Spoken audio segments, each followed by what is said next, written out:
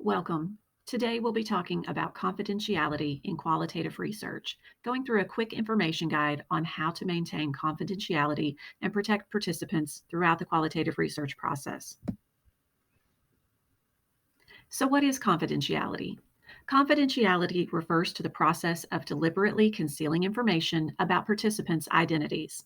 This may include names, places, religious affiliations, occupations, and familial relationships. Confidentiality is used to protect individuals from the potential consequences of making their experiences and information public. What are some of the implications for qualitative research?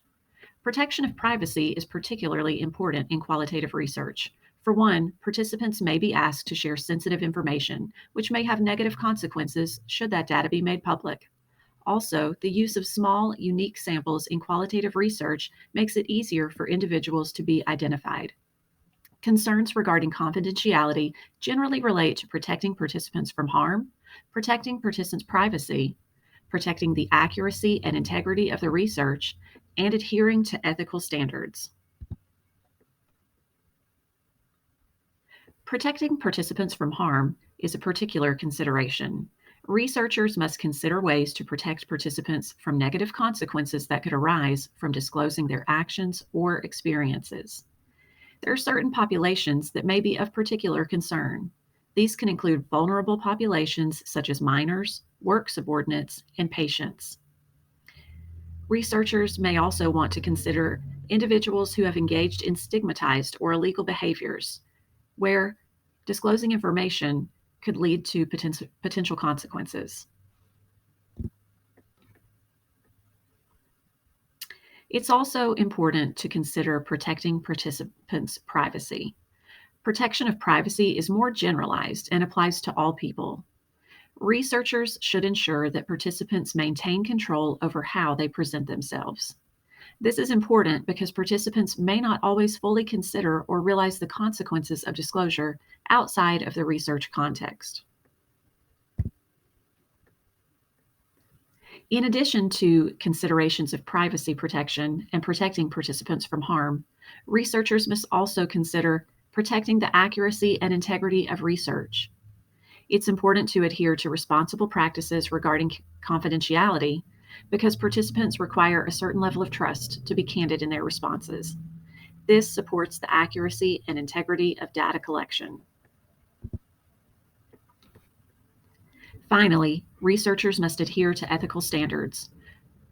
According to the APA Code of Ethics, psychology researchers are prohibited from disclosing confidential, personally identifiable information of participants.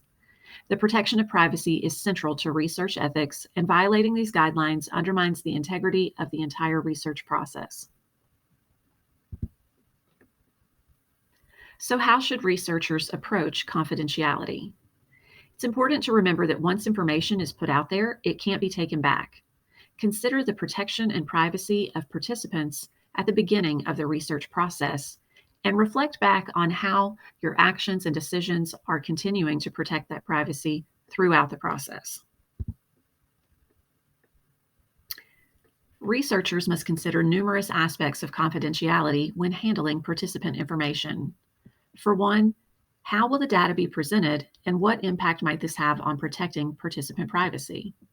Second, researchers must know when to obtain written consent, including when authorization is needed for protected information such as medical records. And finally, researchers must understand how long should they store participant data, particularly if storing identifiable information.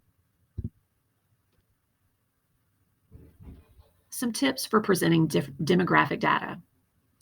First, researchers should reflect on the potential repercussions of using real names versus using descriptors or pseudonyms when presenting participant data.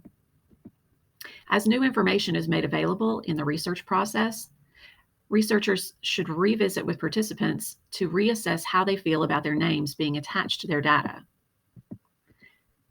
When presenting data, try to do so in a way that prevents individual tracking. In addition, you should not report demographic data unless it directly relates to your topic.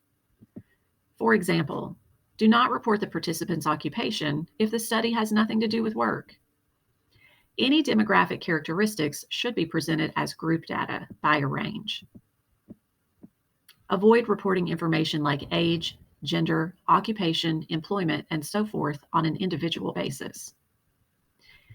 And check your submission by reading it from the participant's perspective before presenting a report. When you need to provide extensive descriptive information to create a more robust analysis, change or alter as many identifiers in the manuscript as you can without diminishing the integrity of the report. And also consider appropriate use of pronouns when identifying or referring to participants in your writing. Defer to the participant when choosing a participant pronoun, and remember that a person's gender identity, name, or pseudonym preference and pronoun could be subject to change within the course of a research study.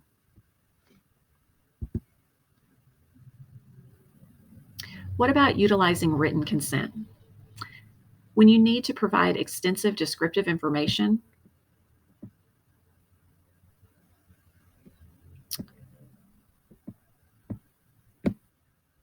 as noted, change or alter as many identifiers as you can. For demographic information that should not be changed, obtain written consent from the participants for the publication of their data. There are also situations in which consent to use others' data is implied. For example, when people post online, there is an unwritten understanding that the material they put out there is not private. Remember that consent of online posts can be traced back to individuals through their URLs and by text queries. Researchers who wish to use content from blogs or online forums must announce their presence on the site and their research objectives. And when it comes to observational research, best practice is to obtain consent for all images at the time photographs or observation are taken. Photographs and videos must place a mosaic patch over participants' faces. HIPAA considerations are also important when thinking about written consent. The HIPAA privacy rule establishes the conditions under which protected health information may be used or disclosed by covered entities for research purposes. Research is defined in the privacy rule as a systematic investigation, including research development, testing, and evaluation designed to develop or contribute to generalizable knowledge. A covered entity may always use or disclose for research purposes health information which has been de-identified.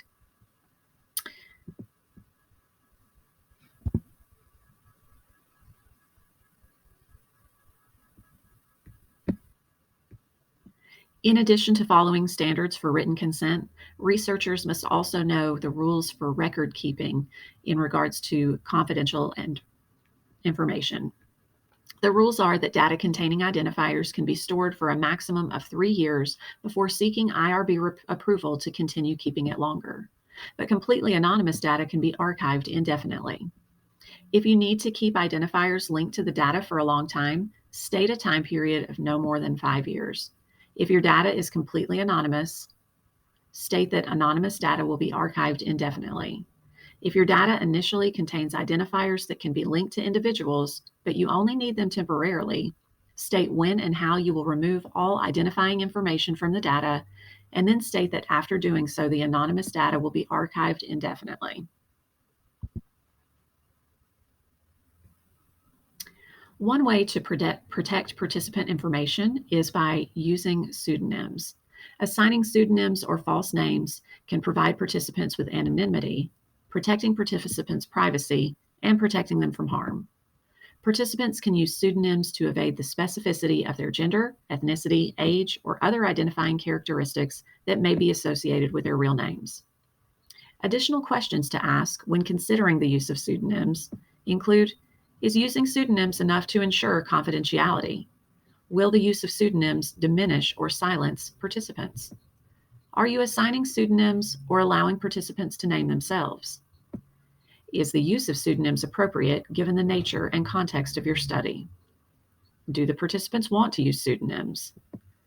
What is your plan for discussing pseudonyms with participants and checking back with them? How might minimizing any identifying features, including through the use of pseudonyms, put you at risk of overgeneralizing or losing necessary qualitative specificity? Overall, it's important to find the balance between the protection and privacy of your participants and allowing them to have autonomy and voice within the research study. Consider the best method for maintaining this balance. Some of the considerations to include are protecting individuals from retaliation, embarrassment, termination, legal repercussions, loss of control, loss of reputation, and physical harm. Ensuring protection of privacy promotes candor, protects personal rights, and grants control to the participant.